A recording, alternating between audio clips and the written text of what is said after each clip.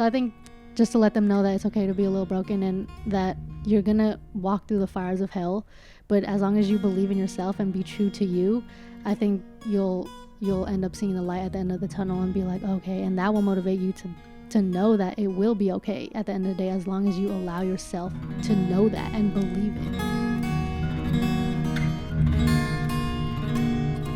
It's a special show. We have a special guest. She's a filmmaker, a photographer, an editor, basically anything that has to do with visual arts, an overall visual artist. Welcome to the show, Desiree Lacap, aka Lacapture. Thank you. Yeah. Appreciate you guys for having me.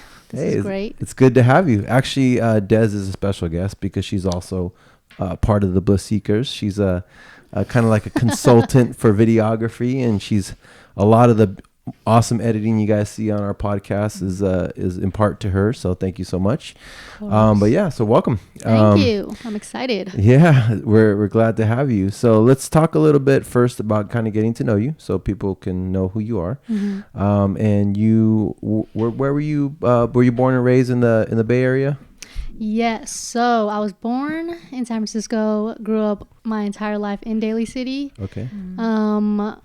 Had that home there on Winchester Street, my childhood, playing outside all the time. Moved when I was about 18, just down the street though. Okay. With other family. Real far. Yeah. Right? Oh, okay. Yeah. Just down the street. I thought you were going to say a different city. Okay. Yeah. No, in 2015 though, I moved to LA for like half a year. Okay. Just because I did want to pursue film back in 2015. But then I went to LA Film School and I was like, they gave me a tour and they told me the expenses. I was like, oh shit. Yeah, isn't it like 70,000 a year or something like that? Yeah, it was like 80,000. Yep. Something like that. 80,000 Yeah. a year. Oh no, actually it was 100. 100,000 for LA a year. Film School. Yeah. Wow. I really wanted to go because the tour was like dope. They had cool studios, but my living situation didn't work out. That's why I only was there for half a year. Okay. And then I came back and then I went to school actually for it and ended up paying the exact expenses at LA Film School. Really? Yeah. Which school did you go to? SAE Expression. Oh, Expression. Yeah. Okay. Have you heard of it? Emerville.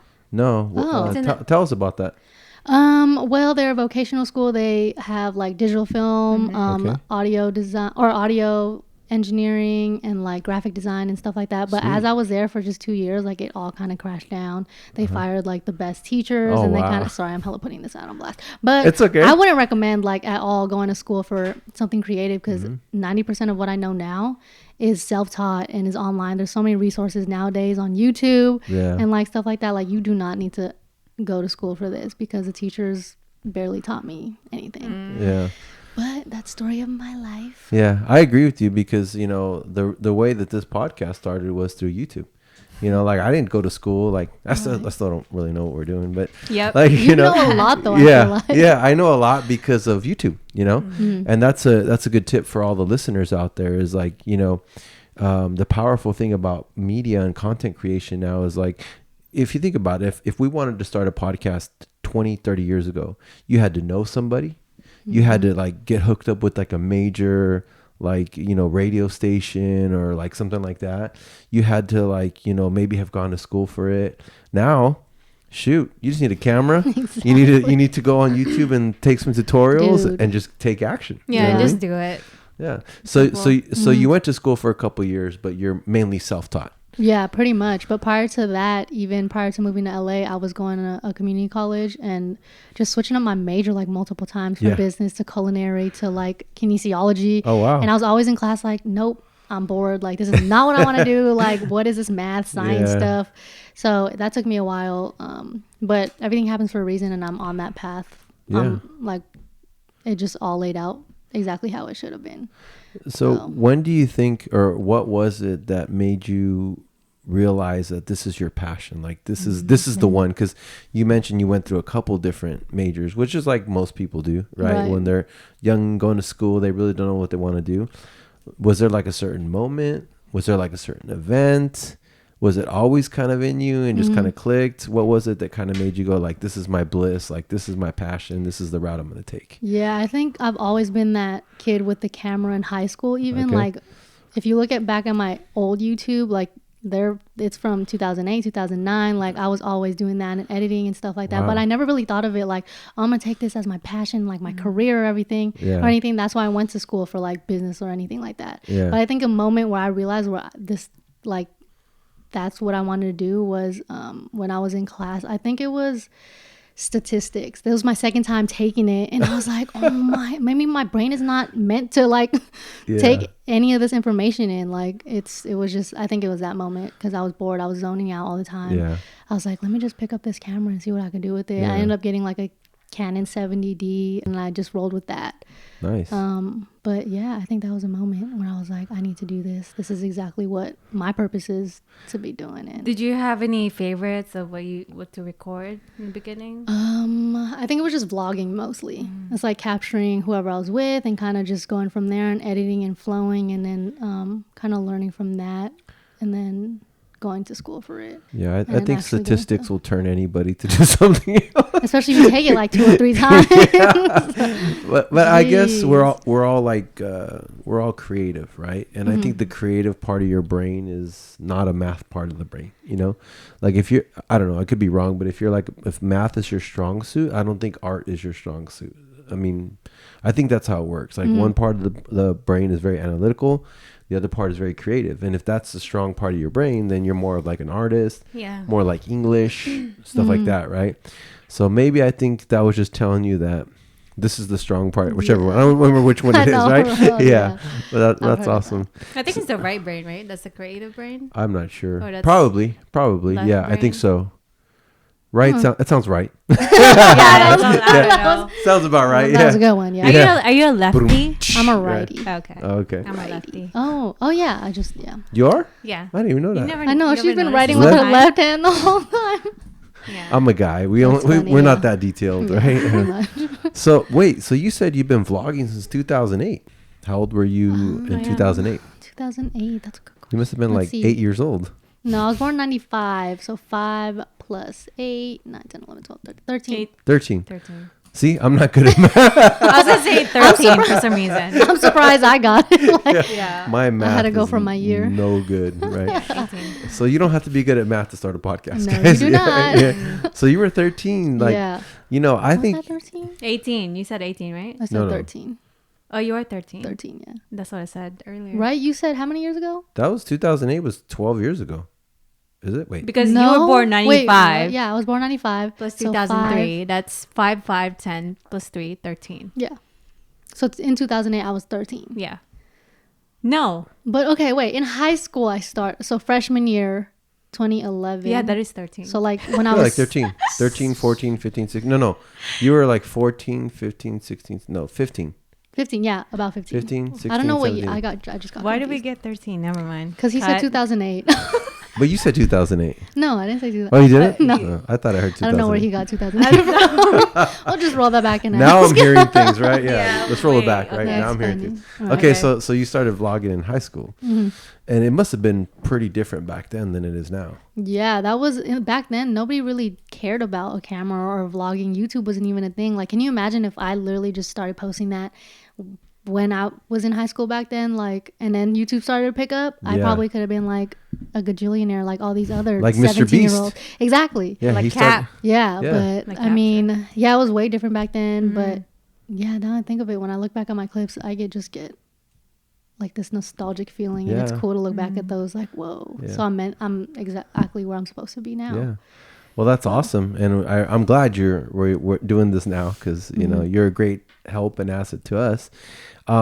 So I think your generation is really cool because it's good and bad because you guys have social media, you have YouTube, you have all these platforms. So the cool thing is that you guys can be very entrepreneurial, like your generation. You guys can start businesses and just do whatever you want to do, really. Right. If you have the action and you learn. Where like in my times, like you really couldn't do anything unless you knew somebody or like you were good or you kind of got hooked up or whatever.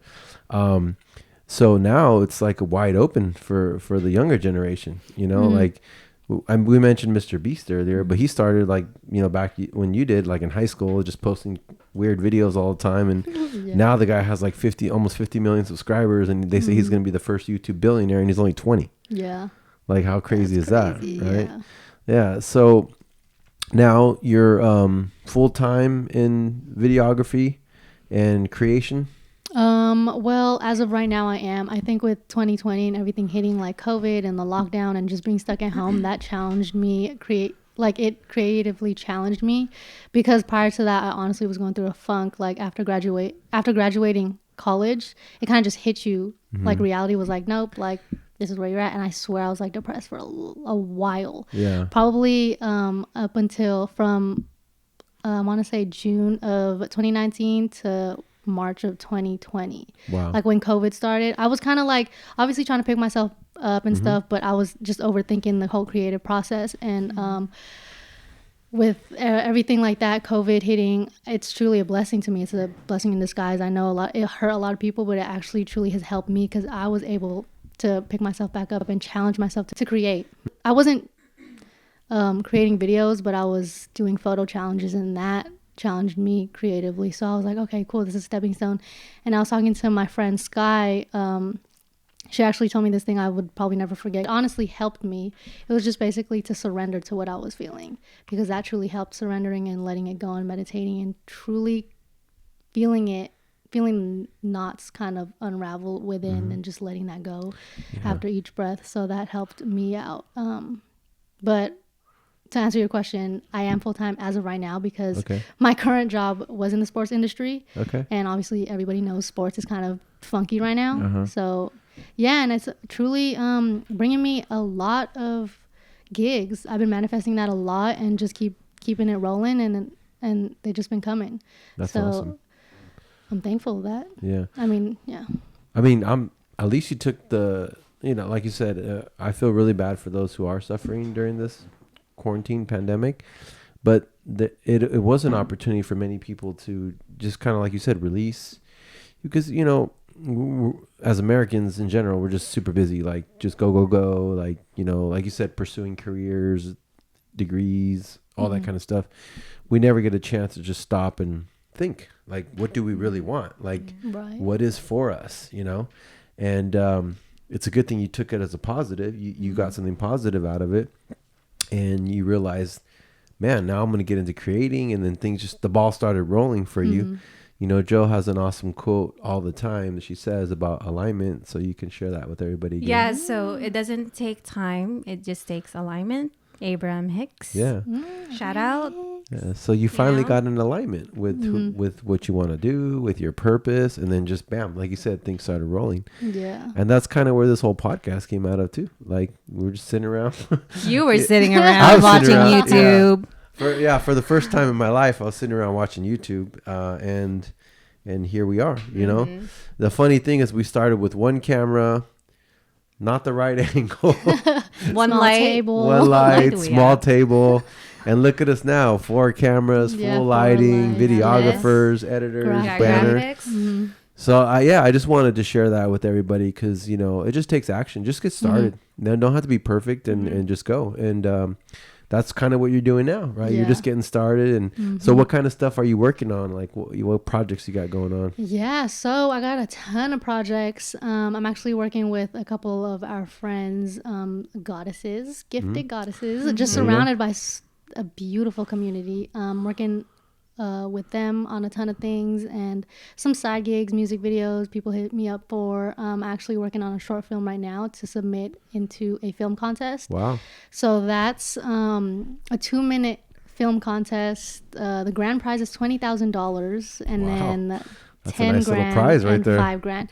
Yeah, and I'm putting it out there. I actually manifested it the night that I committed to the project, and actually truly felt it, and I was like, we won, like this and that, and I teared up, and I was like, okay, well, that's that, because you already feel like you have it. But it's also drawing the line between that and like just being prepared for disappointment or this and that, but you have to just accept it, that wasn't the path that you are meant to be on, because there's way more contests out there, and they say that's pretty fun. Expect the best, but prepare for the worst, right? Exactly. But you said something important, because most people understand like law of attraction, they understand visualization, they understand this, but you got it where it's the law of vibration. So the law of vibration means you have to feel it. Like you have to feel it. You have to get emotional about it. Yeah. That's when you really truly manifest something, right? So where'd you learn that? Like, oh my, let me tell you. Yeah. What It's happened, funny. Des? What happened? Okay, so little backstory. There's this one Sunday I was just I woke up in a funk for some weird reason, and fast forwarding, Joe stopped by to pick something up to drop off to my partner, and she handed me the book Asking It Is Given. And prior to her coming, I actually broke down a little bit. So when she handed me that book out of nowhere, I was about to tear up. Like I was holding that bag, and I just gave her a hug, and I was like, okay, let me go inside and cry some more, right? Just to let it all out. So once I let it all out, and kind of sat with it for a little bit, I started reading the book. That's where I learned it from, actually. Asking It Is Given. It's a incredible book. I just started it, what, like 3 weeks ago? Yeah, and it's made a tremendous difference in my life and my perception and how I perceive things, because that's where I learned a lot of you have to feel as if you deserve what it is that you desire, because if you create a vibrational holding between what it is that you desire and yourself, then you're kind of just, you're not going to receive what it is that you desire, especially if you think about the absence of it, because people do understand the law of attraction, right? But they don't really understand that even if you think about the slight absence of what it is that you desire, that's exactly what you will be receiving. You're attracting that, basically. They say you will get exactly what you want, or what you feel, think about, good or bad, right? Exactly. Or there's another quote that's really good. It says, everyone is self-made, but only the successful ones admit it. Which is pretty deep, right? You know, That's pretty deep. yeah, because whether your life is good or bad, if it's bad, it's pretty much your fault. If it's good, it's pretty much your fault, right? Yeah. So you mentioned something too, because I had issues with this about 10 years ago, being a good receiver, right? Because you can block your blessings if you're not in the right vibrational state, right? Right. So there is like law of attraction and all the stuff, and people are like, oh, I just need to manifest it, but they don't understand that your vibration has to also match. You have to allow it, basically. Exactly. Ask and it is given, right? Yeah.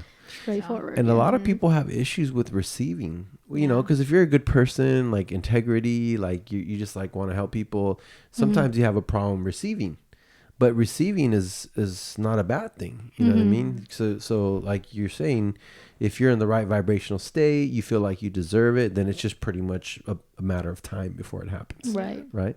So I just wanted to go back to something you said. Your career was in sports, because I'm a big sports person. My dream was to work in sports. What were you doing in sports? So in sports, I think 2018, I landed a job with the Golden State Warriors as a production assistant, and I didn't think I was going to get it. That's awesome. But I ended up getting it, and so that built up my career around sports, kind of creating documentaries and helping the producers produce stories about the players, or even about community events that we've had, and just going deeper than sports, actually, and just kind of tapping into their lives and what has brought them to where they're at too.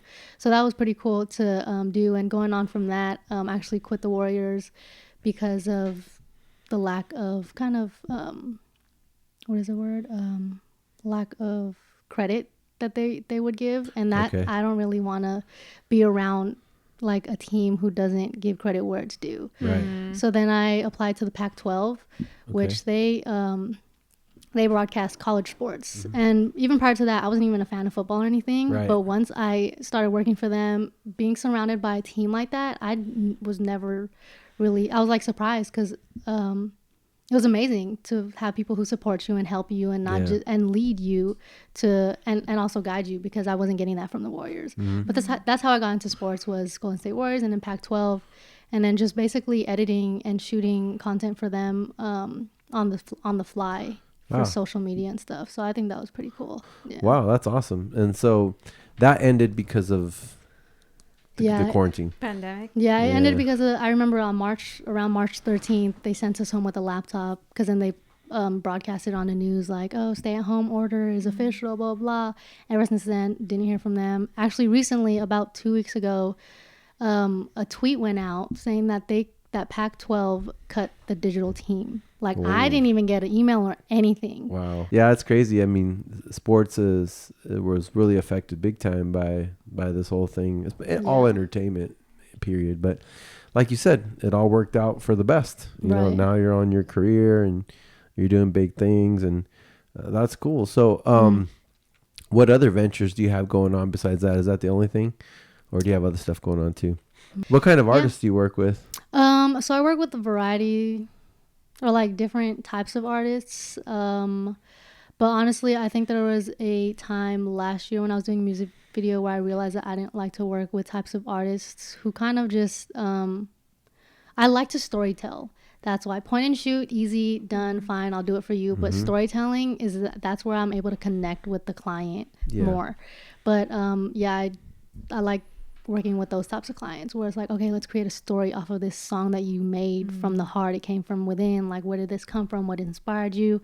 And so a lot of people that I've come across in the past actually do not know what the work, like what the type of work goes into this. So I think kind of giving them my rate scares them away. Yeah. Just recently I learned how to say no to people who couldn't afford what I was basically offering them, because of the time that goes into pre-production and shooting and like location scouting, all the lighting and equipment, and especially editing, because editing is major and like all that. So I think that's where I'm headed towards, because I've now learned how to say no. And ever since then I've attracted a lot more actually, because I've finally realized my worth. So I think it's good. So you set the standard for yourself, you know, and that was very smart, because, you know, then people now know you're a professional, you know, people now know that, you know, you're going to do a good job, and, you know, it's all about what you feel like you deserve, like you talked about earlier. And that's also called boundaries, you know? Right. You created that boundaries for yourself, and people respect you for it. Yeah. Yeah. That's true. So what's your like ultimate goal, or like what would be like your dream career with this industry that you're now full force into? That's a good question, because there's a couple things that I've written down and even like visualized in my head. It kind of goes different routes. It's either working on a huge set as a director, because I actually like to direct, like, or even editing a huge feature film or documentary or anything like that. Wow. But the other route is basically being able to capture what's going on in like different parts of the world, because people really don't know. Like even myself, I don't know what's really going on in the world, and there's so much poverty that's going on that I feel like needs to be captured, because those are the type of people who just live with nothing and are the happiest, you know? Right. And it's kind of like people need to see that to kind of realize you need to take a step back, maybe breathe and think, like, because we're just, like some people kind of, what is that? Like, kind of just rush without taking a break or something like that. I don't know what I'm trying to say, the rat race, fast pace. That's America, basically, because we're a capitalist society. So, like, you have to, if you want to be successful in the United States, like, you know, unless you have a good job, it's like you have to hustle. Even if you have a job, you have to hustle, because it's like competition, you know? And now it's even crazier competition, because it's global. Like I remember when I was in college in 2003, and I was pretty old then even, my teacher would be like, you guys better study, you better get good grades, because there's someone in India, there's someone in China that's going to take your job. And we're like, whatever, you know, like, yeah, all right. Well, lo and behold, you know, now it's 17 years later, and, you know, it's a global economy. Like competition is not just Americans. It's like, you know, people from all over the world. And there, you know, it's true. Like whatever my teachers told me in college actually came true, which was pretty crazy. Yeah. Right. So it's kind of cool that you mentioned documentaries and directing, because, you know, as you know, Hatem, which is the other videographer in our group, he actually, that's his dream, is to do documentaries. You know what I mean? And then Jo, her dream is to go to different countries. To do photography, but to document, like what you said, like give a voice to maybe the poor or the people that don't have a voice. So it's kind of like all working. Yeah, like that's actually we're all going, funny, because we talked about wanting to volunteer at like a orphanage even, and just kind of giving our skills and like letting them know or teaching them kind of in a way. Yeah, that giving them the knowledge. They that, can you know, have a creative outlet, you know. Mm-hmm. They don't always have to study math or English all the time. They can play. They can be kids. We can show them, we could take photos of them, show them how to use it, you know, stuff like that. We thought about that like a month or 2 months ago. So. Yeah.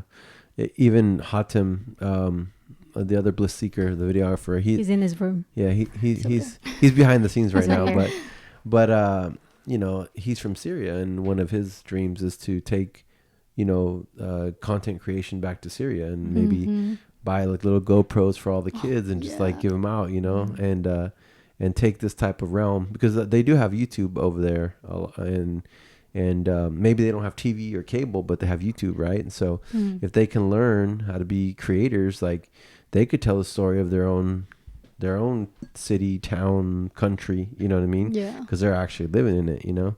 That's pretty awesome. So it seems like we're all kind of connected. Of course we are. It's alignment. We definitely, yeah, we definitely cross paths. So you mentioned you want to travel the globe. What is the first country you want to go to? I think it was Haiti. But I think Desi actually mentioned that her father is out there. Oh, so yeah, that's right. A connection already. So I think that'll be cool to make.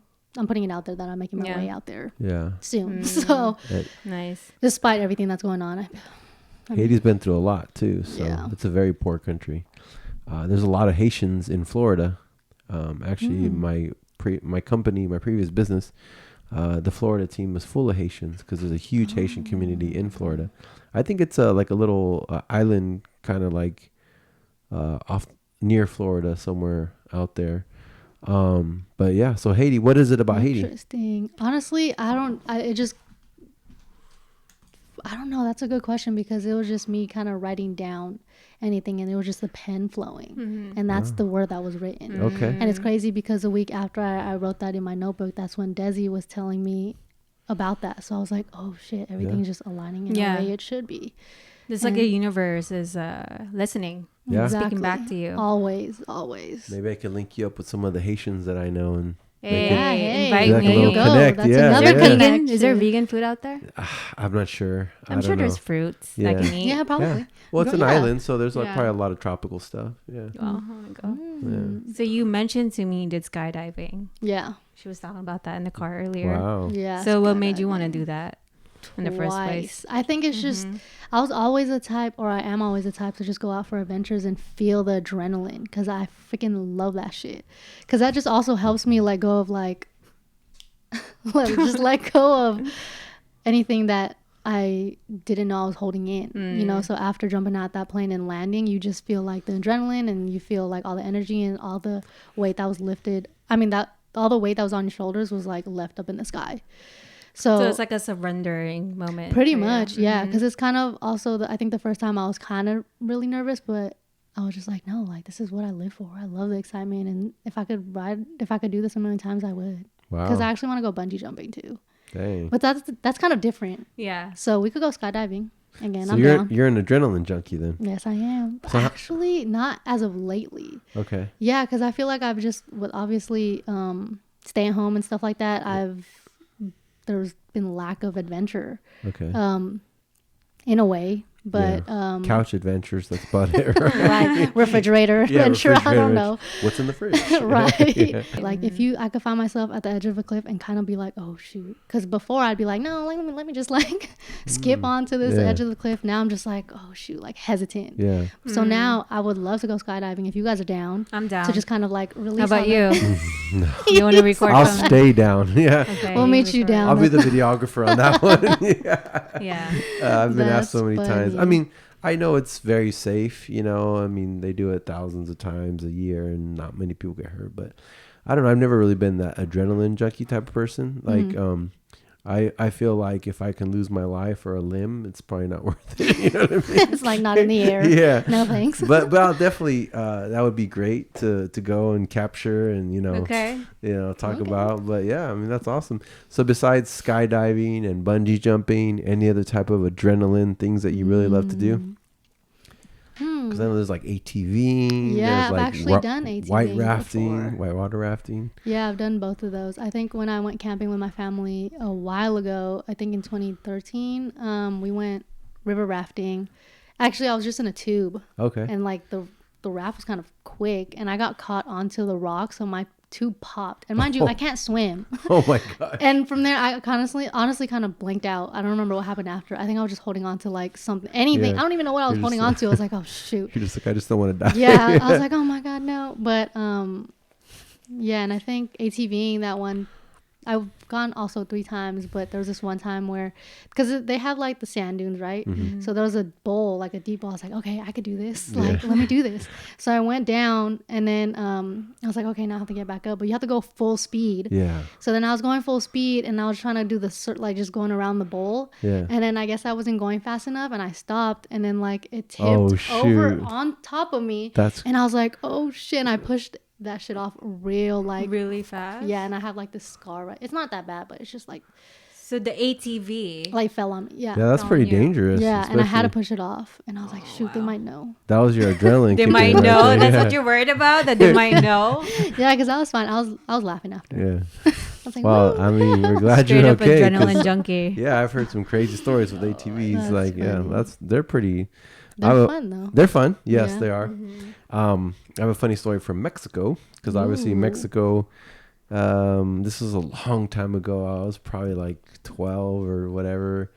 And so, Mexico, sometimes they follow the rules, sometimes they don't, right? So we rented ATVs in Baja California, and it was me and my cousin, and he's a little smaller than me. So there was a little ATV and there was a big one. So I got the big one and he got the smaller one, right? So we're racing, like going super fast. And I slow down to turn, and he presses his brakes, and there's no brakes. So he's like going full speed on a tiny ATV. So he swerves because he was going to crash right into me. Yeah. And he hits like a curb, and he literally flies. Like, I look over and I see him like in the air. I'm like, oh no. Slow motion, like oh. And he literally lands it. Wow. Like he lands I'm glad it. he did. Yeah. But here's the worst part, right? We had sandals on. Chanclas. Man. And the instinct is to stop yourself with your foot, like when you're on a bike. So he like shredded up his toes, and then his leg hit the engine, so it burnt his whole leg or whatever. Yikes. But anyways, mostly ATVs are fun and safe, but there's been some that's a crazy ATV story, yeah. But luckily he's okay, he's good now. Good. But man, it was pretty crazy, right? Yeah, they could get dangerous. If you go to Mexico, make sure your ATV has brakes, right? Or anywhere you're at, right? Well, that's awesome. So you said you grew up in Daly City. Were you close to the Cow Palace? Pretty much. Well, yeah, about 10 minutes down on Mission Street. Okay. Yeah, it was just kind of down there, Geneva, and then you were right there. The reason I asked is because in 2010, I used to work for a professional arena football team, and we played at the Cow Palace one year. Oh, wow. Yeah. So the Cow Palace is like, I mean, it's not the nicest stadium, but it's like very huge, old. It's been there for a long time. It's like historic, right?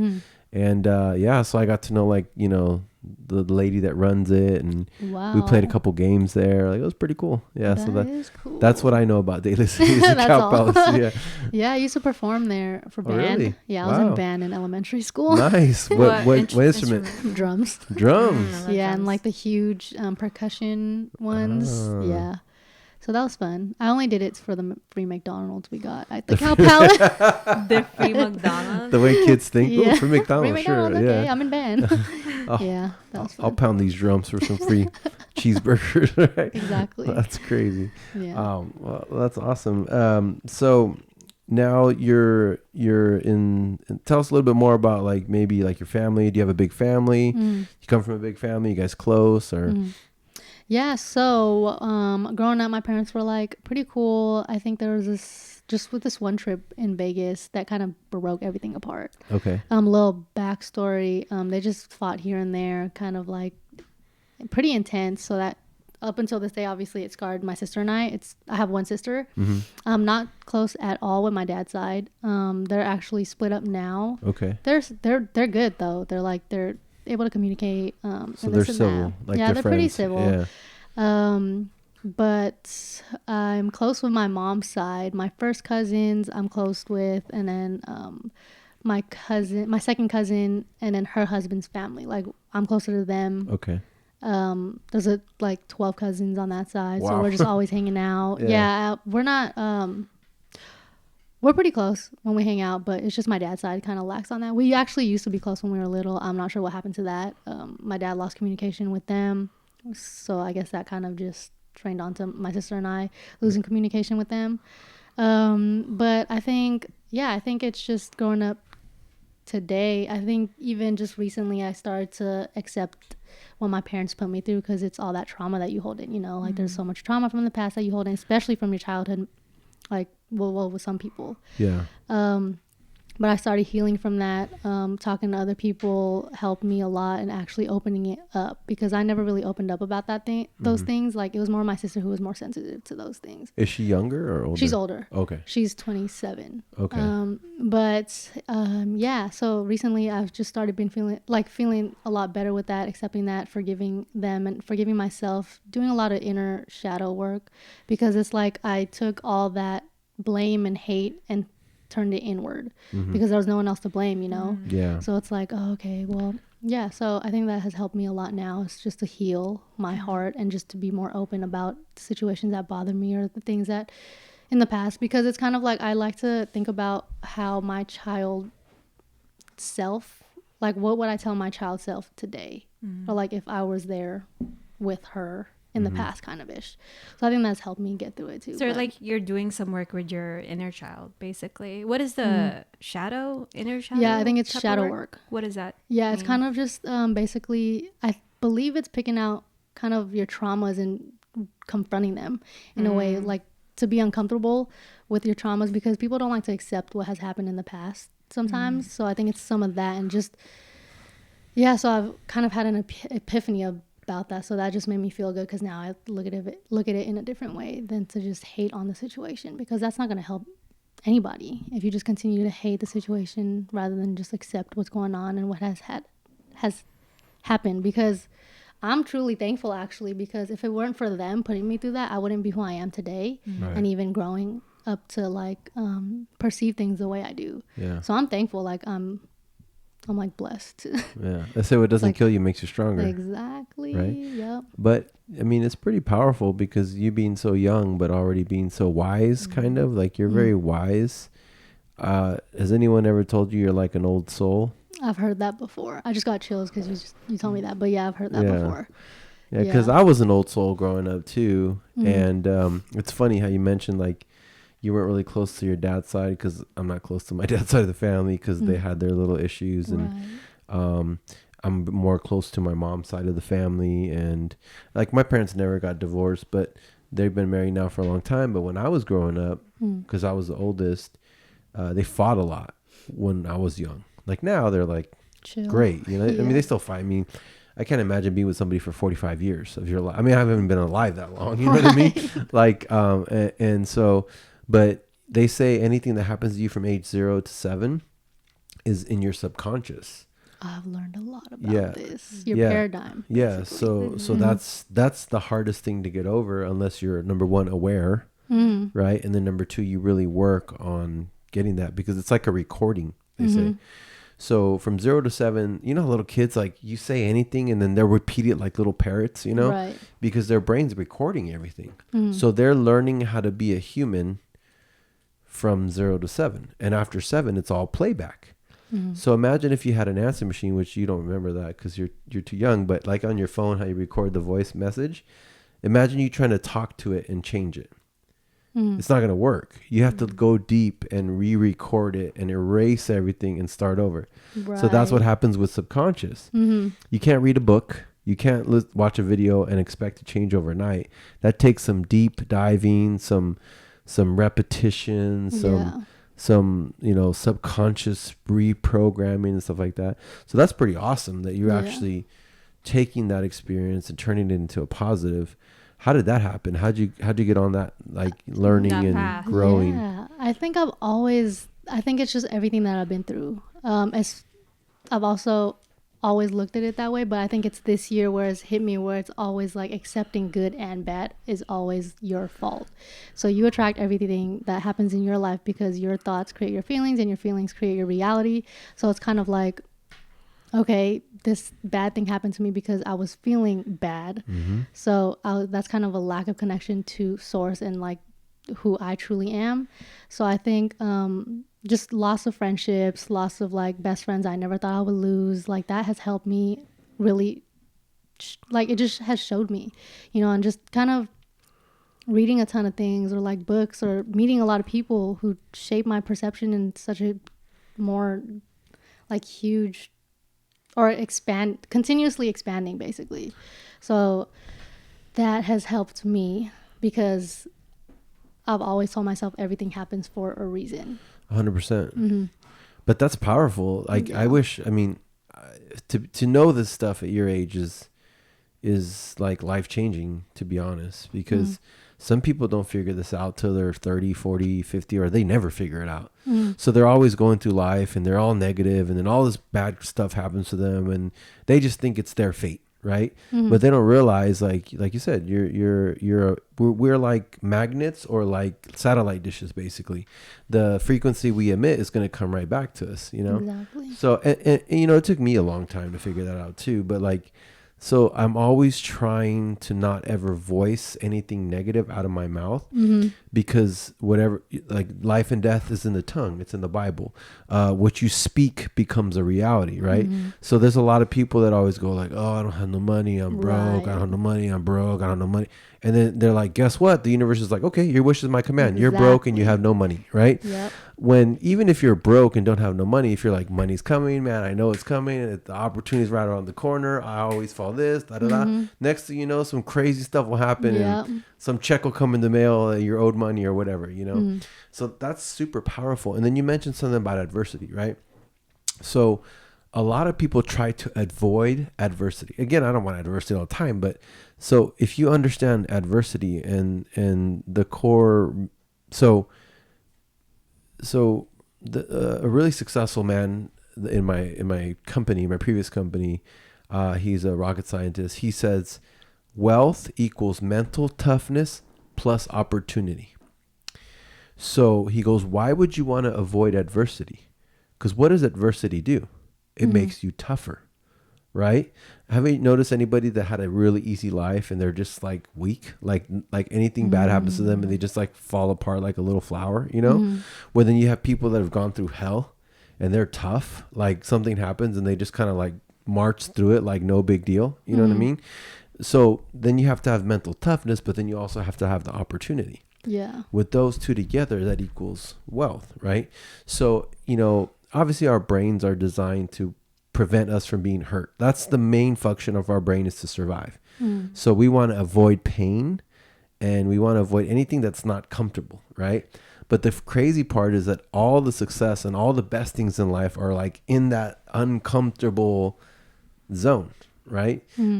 So I think it's powerful that you know this stuff now, and obviously you're just going to get better at it, right? And then you said something earlier. You said, if it weren't for all that I went through, I wouldn't be who I am now, which is very true. You know what I mean?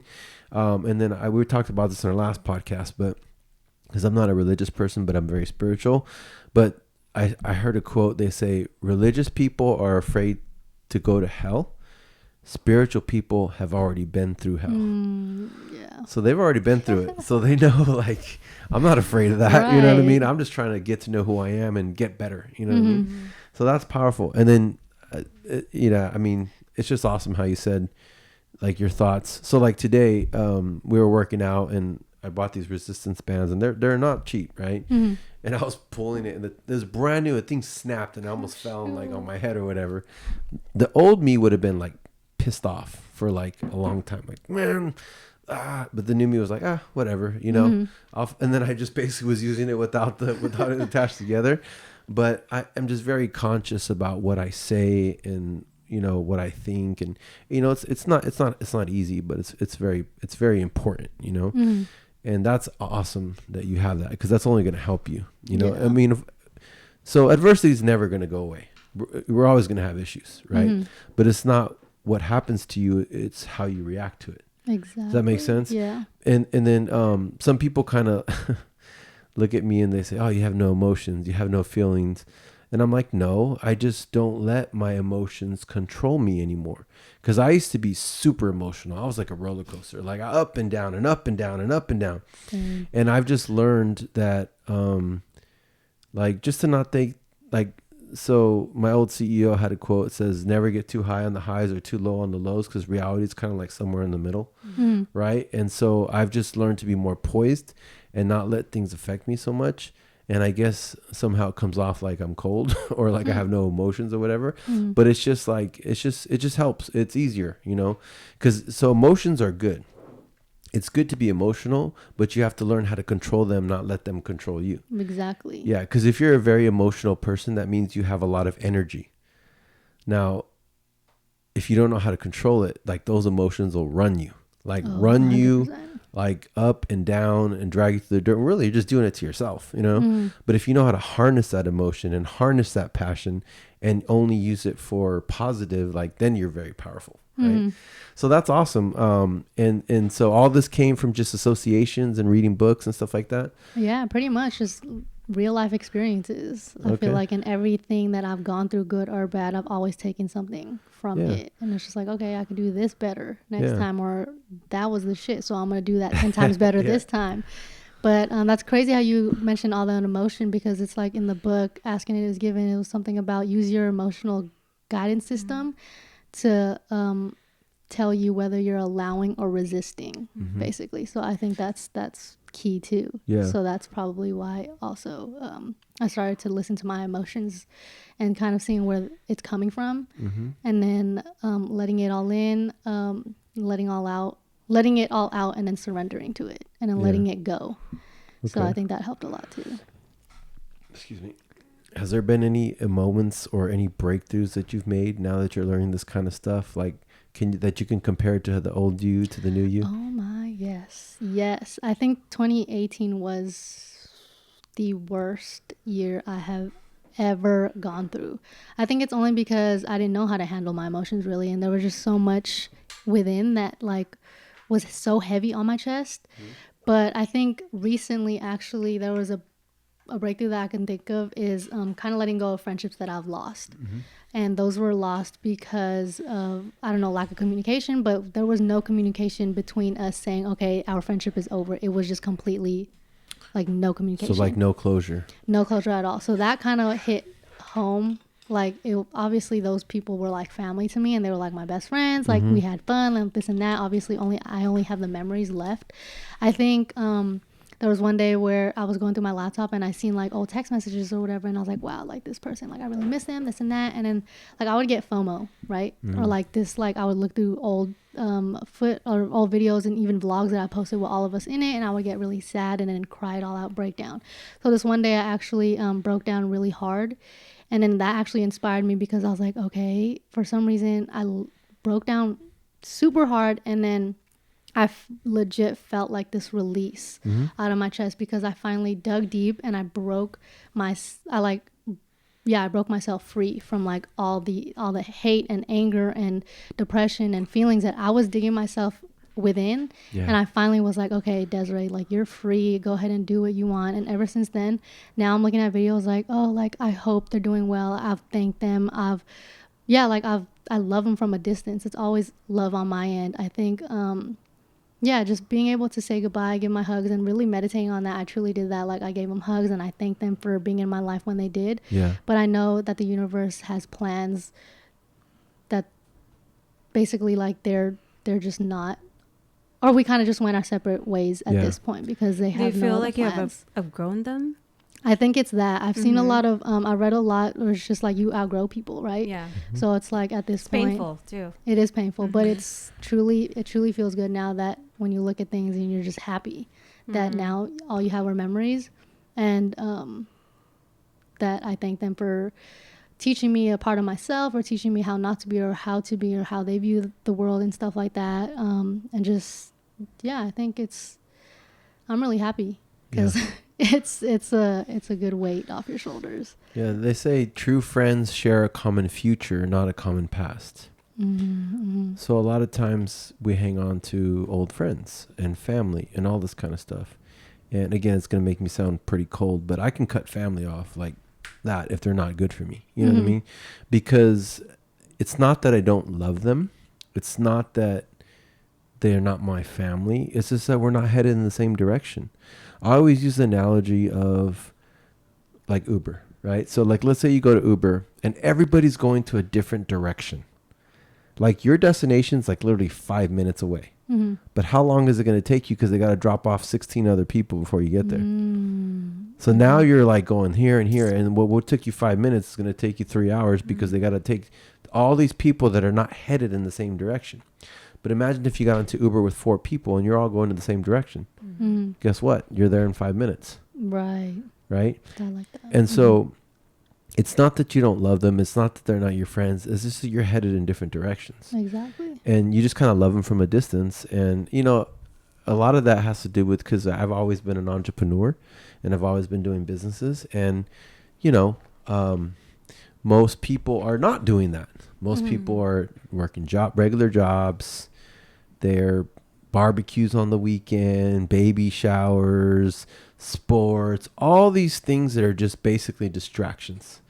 They're basically entertainment that gets you nowhere, right? Unless your kid's going to like go to the NFL or to pro sports, like it's just a huge, very expensive hobby, right?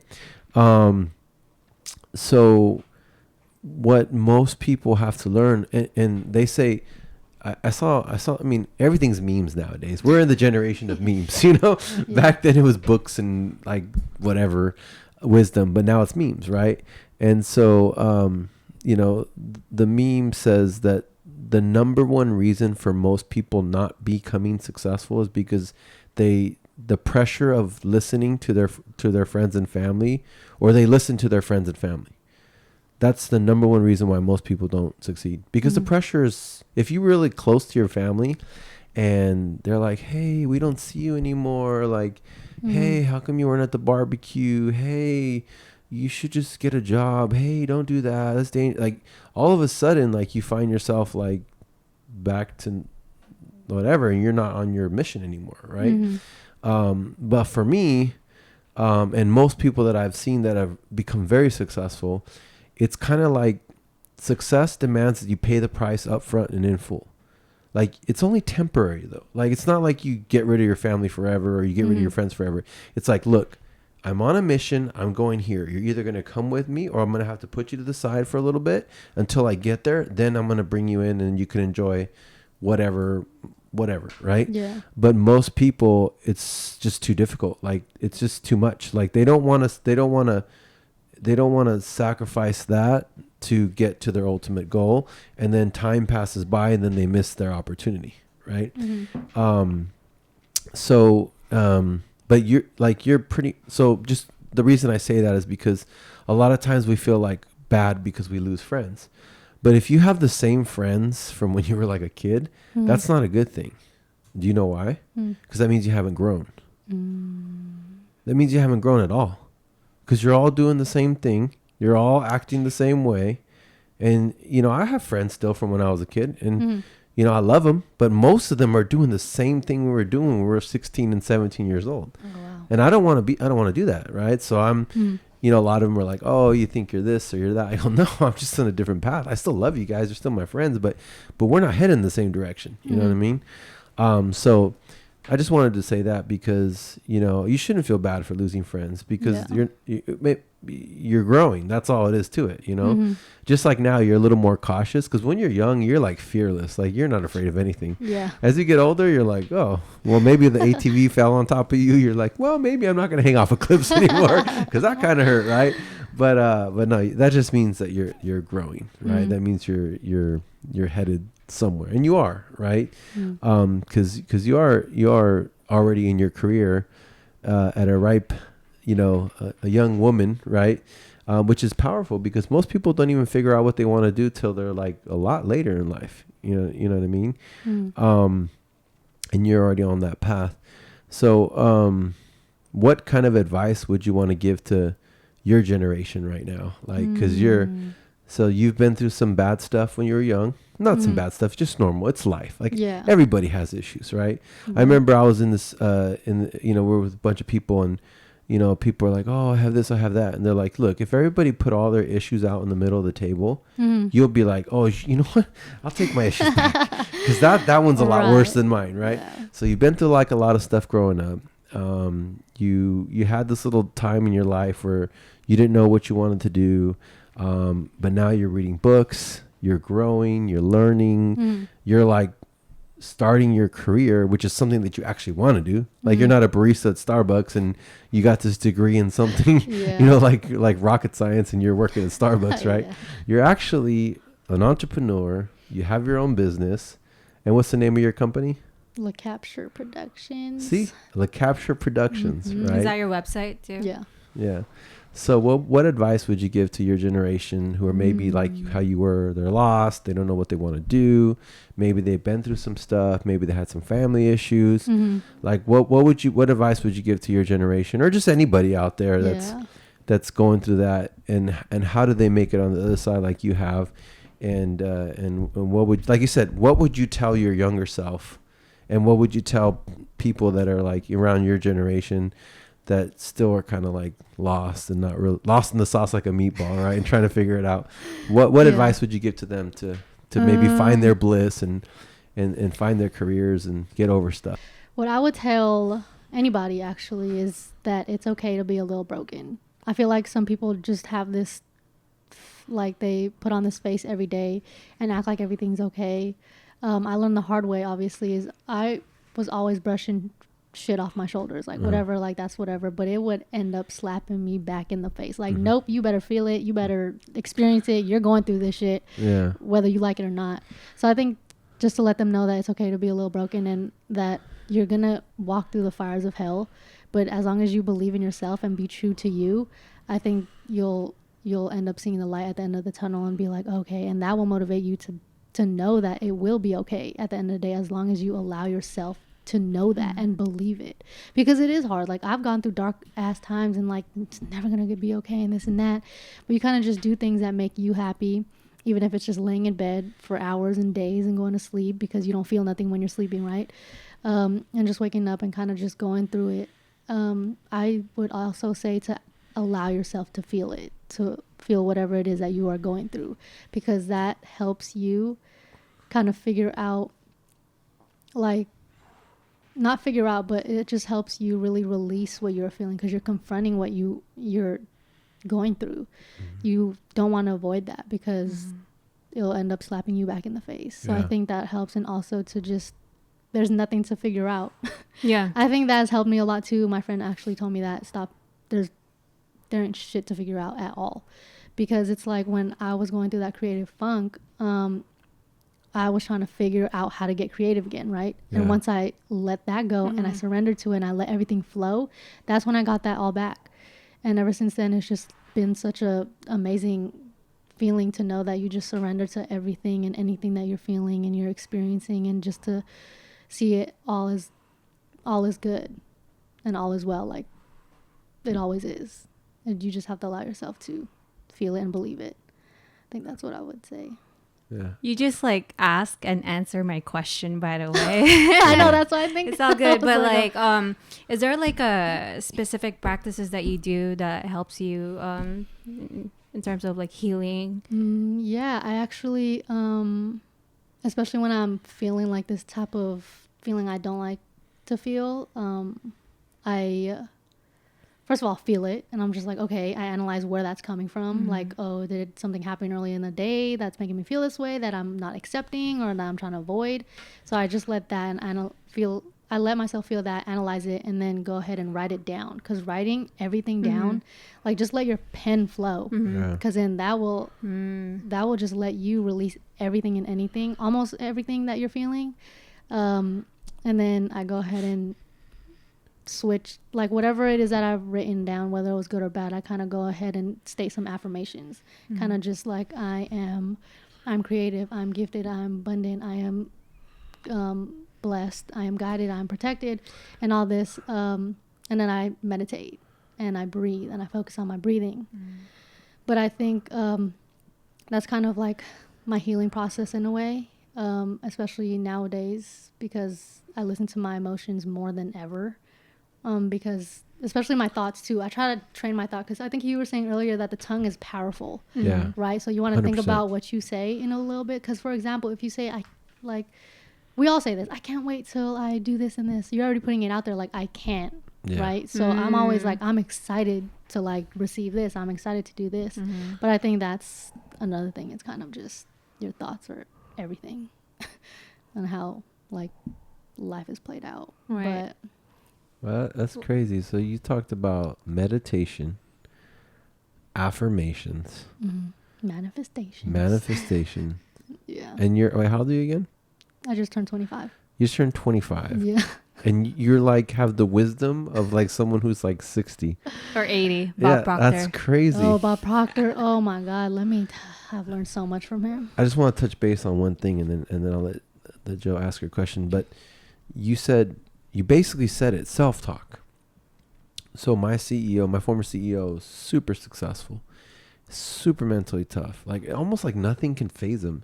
And I would ask him, I'd be like, why? How do you do it?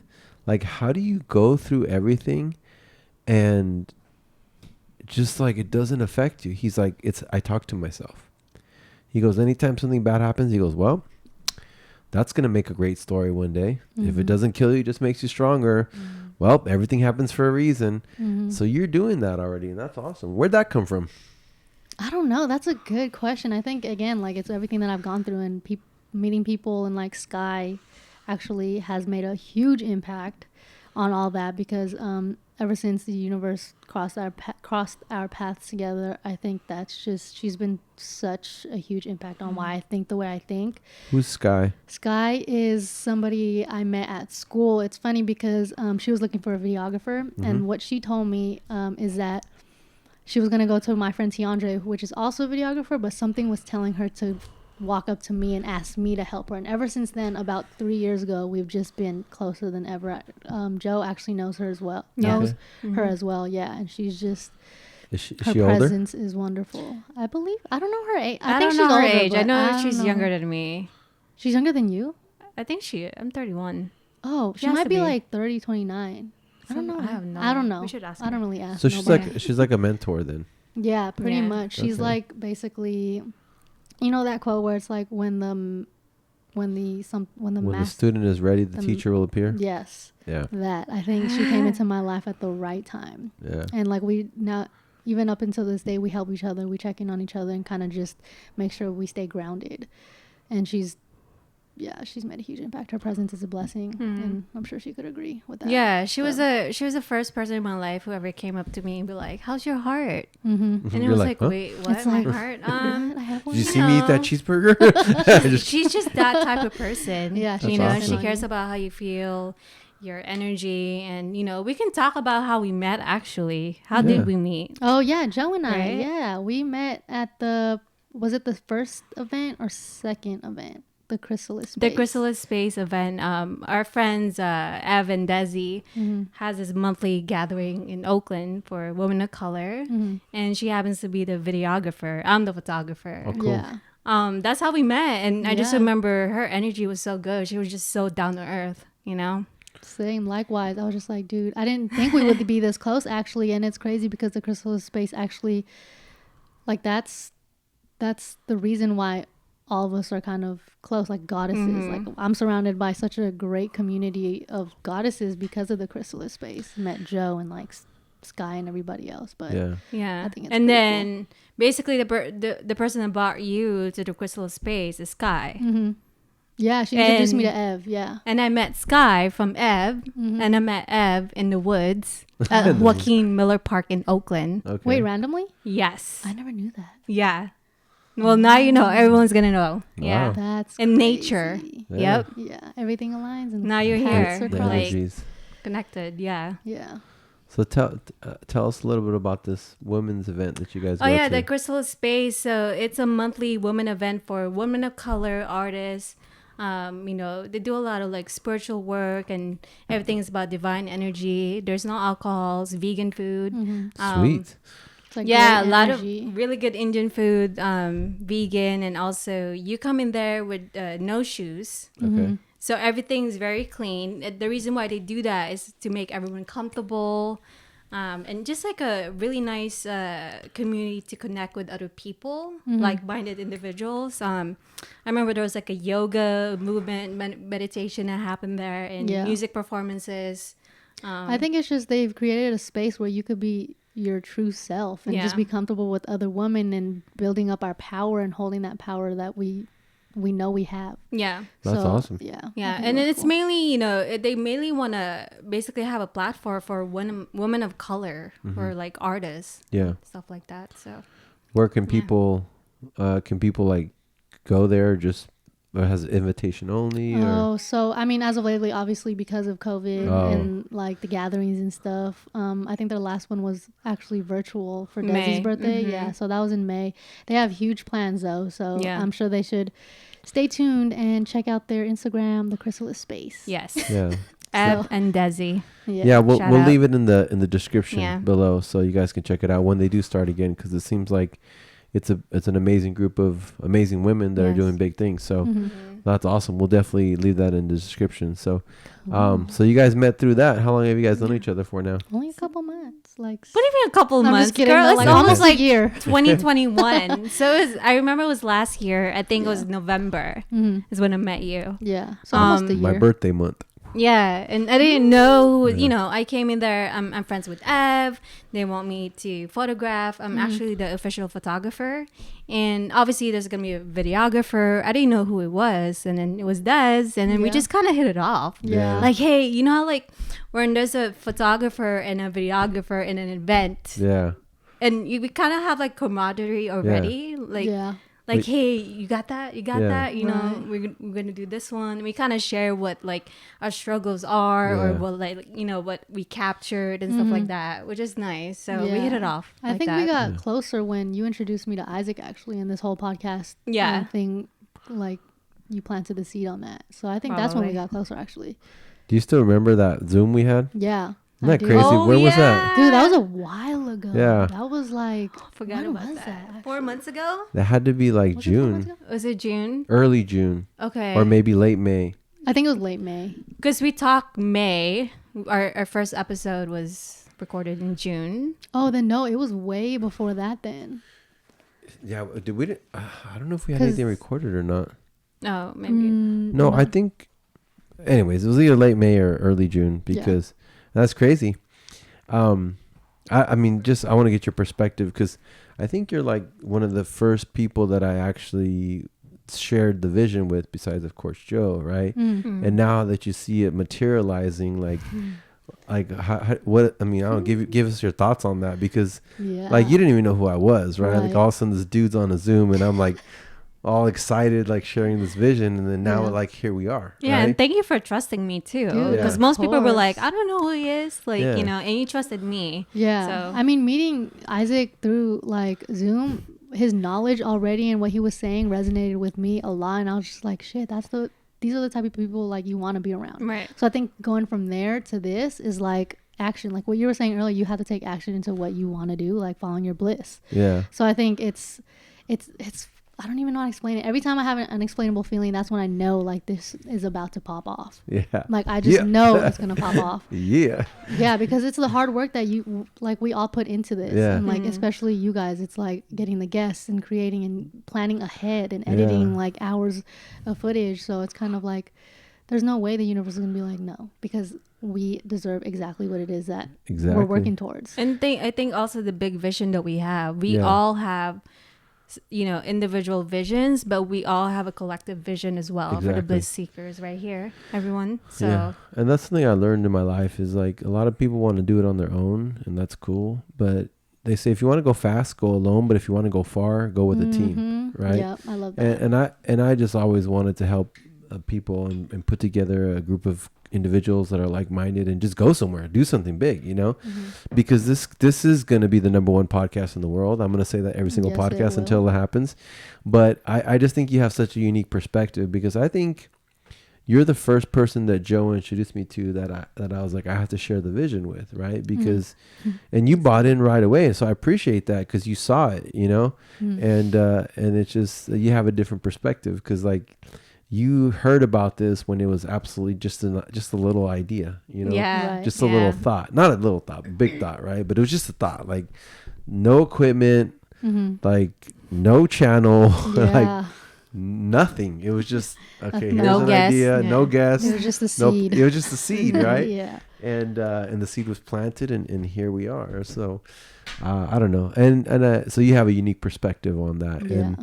And I really, one of the main reasons that I'm doing this, and I believe we're doing this too, all of us actually, is because I do want to inspire people. Like, I spent almost a decade, the last 10 years, in an organization of absolute monsters in business, like entrepreneurs, like people that had created visions and created something out of nothing, and very successful people. And I'm like, wow. So I learned, like, this is what it takes, and anything is possible. And that's really, someone said something the other day that, the quote is like, nobody, like, the whole world can be against you, but if you believe in yourself, that's all it takes, right?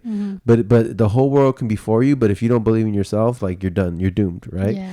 And I was talking to a friend of mine earlier, and like, I was just kind of talking because he wants to get into stocks, and I was just telling him, like, hey man, if you want your goal, you have to have this and you have to have that.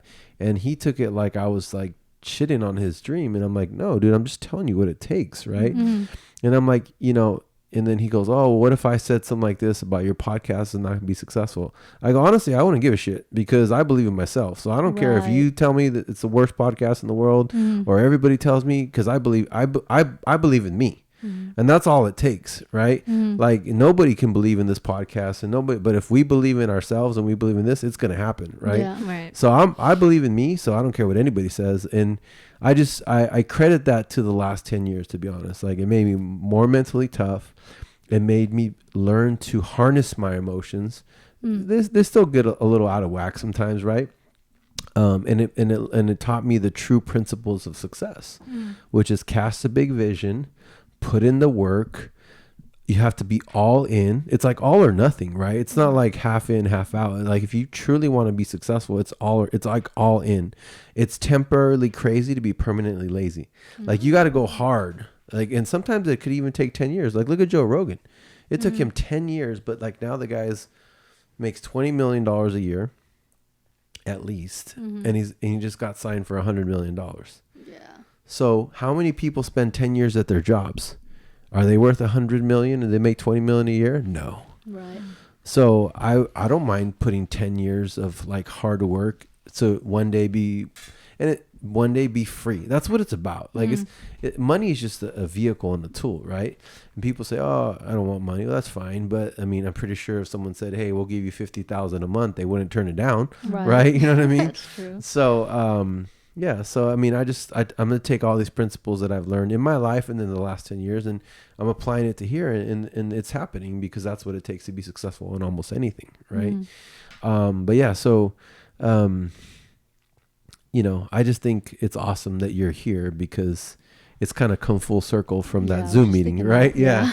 like it just all came full circle. Like, and yeah, this is going to be the #1 podcast in the world, and you're a big part of it, and we're all a big part of it, right? And I can't wait till the team even grows bigger. Like, the vision is like, I want to have a studio for Bliss Seekers, like where we have a full gym, like a chef, like sauna, like literally, it's almost like people like to be there all the time, but we're also working. You know what I mean? Right, like edit bays, and like the studio. Yeah, like all the editors are just going to have this amazing editing room, like just state-of-the-art stuff where it's like crazy, Yeah. And then the podcast studio is going to be beautiful. And then it's like, we're going to have the gym, and we'll have maybe a freaking full garden in the backyard. Like, you know what I mean? Like, that's the vision, I don't know if it's going to be California, because California's a little crazy, right? But I mean, it probably will start here, but that's the vision, that's the goal, And I want the team I want this to become a company, right? Where we're, and it's like legit, and it's well known, and it will be, because that's how it works. So, but anyways, let's get back to you. Right? Yeah. So how do you feel about that? I'm feeling good, feeling great. So I'm so excited. It's just exciting to be surrounded by go-getters, like hard workers, and like, you guys are inspiring. Thank you. And shout out to you for sharing the vision with me. And I was at the moment, I was a little down what's going on in the world. I was like, I just want to wake up and create and build and contribute. And you reach out to me and share me that vision, and I was like, yes, I want to do this. And then from then on, start telling friends, shared it with her. We got Hatem in here, and so shout out to you. Thank you. Seriously, I appreciate that. for that. Yeah, thank you. I mean, and like same thing, like what Des said, like that makes me feel good when you said it, you're inspired, because that's the purpose of this whole thing. Like, if we can just inspire, like if someone's down, like let's say someone's down and they've been through some stuff and they're trying to figure it out, and they hear your podcast and they go like, oh, like, wow. Like, and then all of a sudden they're picked up, or maybe they get that book, and then all of a sudden they start manifesting and meditating, and then the job is done. The Bliss Seekers job is done. And it's going to be the Bliss Nation eventually, Bliss right? Nation. It will be. Yeah, like we're going to have It already is, actually. Yeah, so that's on its way. yeah, that's kind of like the vision and the goal, and I'm super excited about it, and so Lacapture, that's your last name, right? How'd you come up with that? Was it just What do you want to come up with that? yeah, That's a good question. So, because that takes some creativity still. dude, yeah, I actually didn't come up with it though, which is funny because now I'm looking at my name, I'm like, whoa. But when I was living in LA, I was living with a roommate who I went to high school with, but she was actually like 4 years older than me. She was just mentoring in the office when I was like office aide. Okay. So then we got close, and then I moved in with her, and then she came up with Lacapture. Wow. Like, she didn't even intentionally be like, we weren't just sitting there thinking about like, oh, what my name should be. Yeah. She was just like Lacapture, and I was like, what? I was like, That's that awesome. like quickly resonated with me. I was like, that is perfect, because it's obviously like I'm capturing a vision, or capturing like memories, or capturing, it could mean anything, but it's like, I think I was definitely meant to do what I'm doing, like capturing. Yeah, it's all in your name. Video, So it's on your name. Yeah, back in the day, your name was a big deal. Like, it meant a lot. You know what I mean? Like, even the meaning of your name.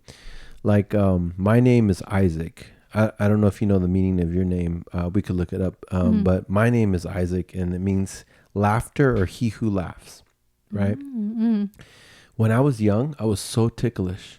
Like, you could just pretend to tickle me, and I'd be on the ground like, like busting up. Like all from right here and stuff. Yeah. And then when I text, I put LOL like after every single sentence. And I'm like, people are like, why do you put LOL? I'm like, I don't know. I just can't help it. Right. But my name literally means he who laughs, because, Isaac is the son of Abraham and Sarah was 100 when she had Isaac. So her and Abraham are trying to have kids forever, and then they never could.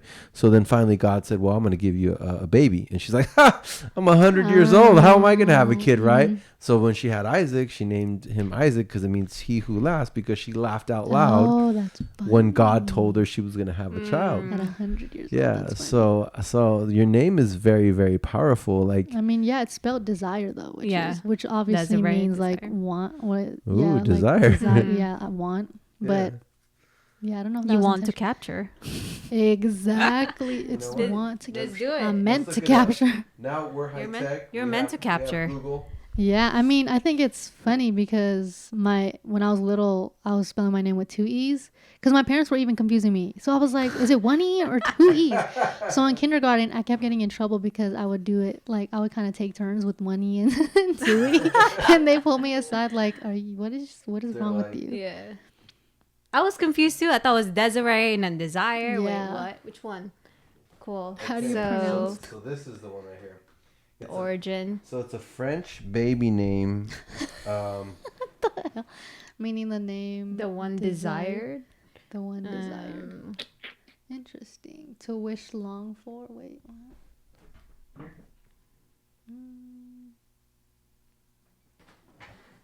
You're the one, the desired one. The desired. The one desired. The one desired. It says it in my name.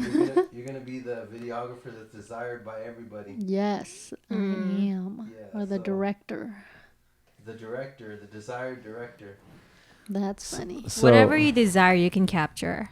Ooh. There How you about go. that? Yeah. Wow. Bam! There's your Vote quote me. right Vote me there. on that. That's all my right? purpose. That is Whatever, my life purpose. whatever you desire, I will capture. Yep. My purpose. Oh, yeah, I think I've said that a long time ago in like my old website. I'm You not should put on sure, your but website. that's It's the pretty dope. Lacapture, whatever you desire, I like shall capture. capture. Wow, I mean, That's funny. it's all in your name. Yeah. That's powerful. Funny. And even like aperture kind of rhymes with like capture. Lacapture, So that's like cameras and everything. Yeah. Yeah. Which is funny. That's pretty powerful. That's crazy.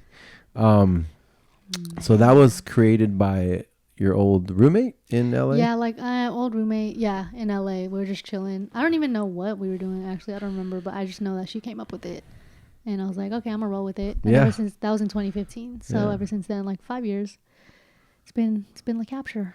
Well, shout out to you. Yeah. What's her name? Kirsten. Shout out to you. Kirsten. Thank you, Kirsten. Watch our podcast, please. Yeah. Sometimes people just come into your life to give you one thing and then they leave. Like dip out. Yeah. Yeah. Like they're meant. True. Excuse me. So my ex-wife, She just laughed. Yeah. Isaac laughs. He who laughs. That's funny. Well, it's pretty cool. We're actually friends now, but That's cool. so she says people in your life for a reason, a season, or a lifetime. Yeah. So sometimes people come into our life to teach us a lesson. Sometimes people come to our life to give us something of value, like your name, for your career. And sometimes people in your life to be there forever, right? And so like, you know, everything in life does happen for a reason. And it's like we either win or we learn. That's like the way you should look at life. Like whenever you fail is not failure if you learn something from it. Exactly. Right? Yep. And it's cool that you have those principles. So you were in LA and she gave you this name. And have you talked to her since or? No, we haven't talked since. I mean, we kind of just, it was a bad like ending. Oh, okay. Yeah, in 2015. It was just. Well, thank you for your contribution. Well, yeah, thank you for my name. Yeah. It's a seasonal thing. Yeah. Sometimes that happens. Yeah. Sometimes that happens. Yeah. All right. So is there anything else you want to share with the world out there? Yeah, I think, I didn't mention earlier on it, but like I have this spoken word that I've been actually working on, not as of lately, but it came around 2018, 2019 when I was going through it. It just literally came to me. I was like kind of speaking in a metaphorical or like term in a way, how to describe my feelings that weren't like straight up like, oh, I'm feeling like this and this. But I want to read, I think one part of it. Go for it. So you guys are all about to hear Desire's spoken word. Is this the first time you are going to share this with everyone? Well, I actually tried to put it into a spoken word album. Sky was there in the studio as I was trying to record it. I just couldn't get into like that feeling of like, oh shoot, like yeah. But I mean, she's heard it, but not like publicly out there. Okay, it's kind of long, but not really. I'll try to cut some things out. Okay, Don't worry. so this Podcasts is are meant to be long, so Yeah, it's all you. Yeah. It's all good. dope. Okay, I'm gonna start from like some random chapter. She walks through a garden and begins to become inspired by all the colors, flowers, smell, and beautiful sunlight. She wants to plant her own flowers to grow a garden filled with blossom roots. She digs deep into a hole, bearing all the burdens of the past, and plants a fresh seed to begin growing her wonderful, welcoming garden. Without the rain, the garden becomes dry, and without the sunlight, it becomes too moist. Allowing the rain to release energy the universe has brought upon her, the balance becomes hesitant and hard to maintain. She feels as if she's dug herself so deep into the dark, it seems nearly impossible to breathe. The silence rung upon her as the thoughts grew heavier and louder. The rain grew stronger as it stormed among the garden. Suppose she wasn't dug deep further into the dark, but rather planted as a reminder. The lotus flower grows through the mud, and like any other seed grows through dirt and blooms beautifully. The world is a scary place, but our minds are what is dangerous yet a beautiful thing. Take well care of it. When it rains, it pours, and when there's wind, there's waves. When a flower doesn't bloom, you fix the environment in which it grows, not the flower.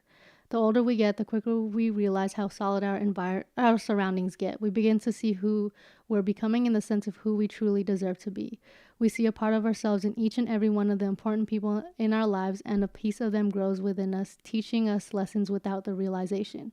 The people we come across, whether they are meant to continue through our journeys on our individual paths, or if they just came by for a short stroll among your garden, the impact has made an imprint. I've planted myself, my spirits, my soul, down beneath within the burdens of the past so I can grow into someone I deserve to be. I know a lot of people will tell you that things will get better, but a part of you inside still feels that maybe it won't.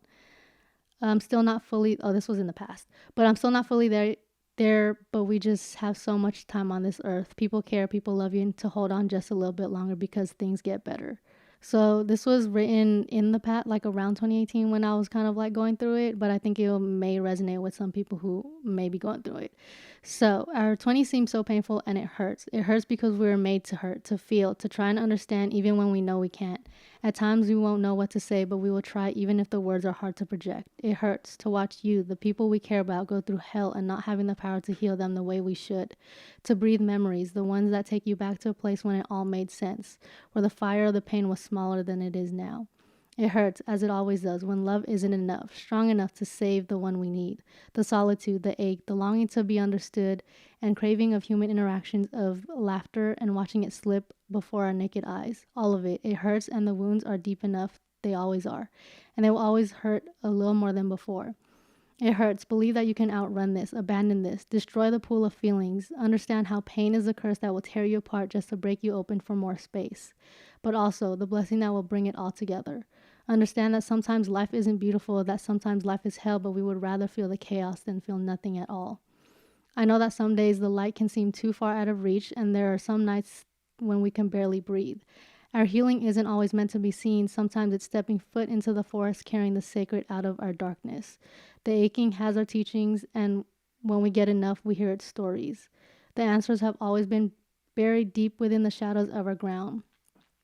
Don't be scared of the dark, of your own dark. It's where your growth lives, and in time your eyes will blossom again, because your freedom lives in your ability to understand that nothing is certain, yet in the uncertainty you hold the power to create anything.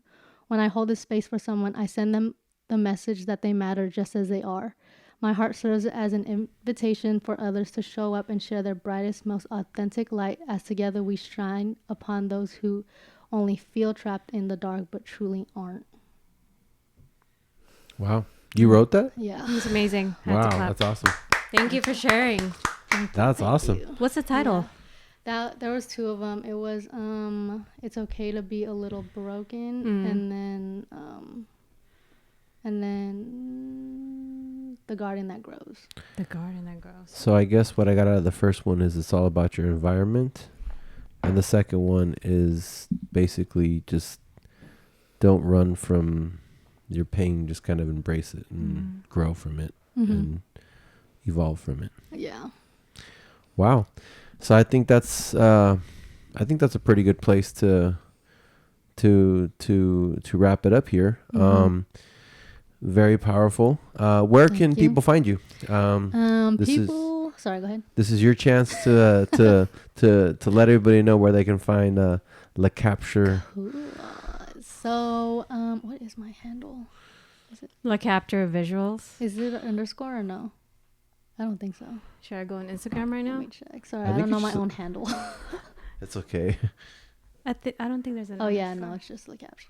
Okay, you can find me on Instagram, LacaptureVisuals, or my website, LacaptureProductions.com, or LinkedIn, Desiree Lacap, or with Bliss Seekers, just chilling here. Yeah. Following our bliss. Yeah. Yep. Cool. Thank you. So we'll also leave it in the description. Any last parting thoughts? No, except thank you for having me and allowing me to be a part of this Bliss Nation. Yeah, and I'm excited to see where this will all go, because we're on the way. Exactly. Yeah. We're just getting started. Joe? Is there any projects that you're working on that people should be looking out for in the near future? I mean, yeah, actually a lot. There's a couple music videos with Ruby Mountain. Hi. But check out Ruby Mountain as well. And then more with Sky, Two Wise, and Fru, aka Levels 13 also. And Marisha. Yeah, and also Marisha too. They have a music video, Breathe, coming out with a ton of content to fundraise as well. And also Ev and Desi, we have a ton of content on the low coming out for them as well. And then other short films and other music videos, but those are the main ones coming out. So stay tuned for that as well. I think that'd be great. Awesome. Any parting words or thoughts, Joe? I'm just grateful that you came in today. It just felt right. Definitely felt right for you to be the guest tonight, and everything that you shared, I can't wait for the whole world to see. You know, I'm gonna rewatch this video actually, so and listen to everything that you said and what you said too. Yeah. So very inspiring. I hope you guys are inspired too and follow your bliss. Yeah. And again, thank you guys so much for tuning in. Look out for a new episode every Thursday morning. We're releasing it every Thursday, and thank you again for being here. We appreciate you. I'm glad you were the first to see the vision and now see it come into reality, and we will be the #1 podcast in the world. This Bliss Seekers will become a Bliss Nation. And you know, basically, if you're not happy with what you're doing, life is too short. You're never too young or too old to always follow your bliss. All right. Thank you guys. Have a good one. See you later. See you in the next one. Oh, shit.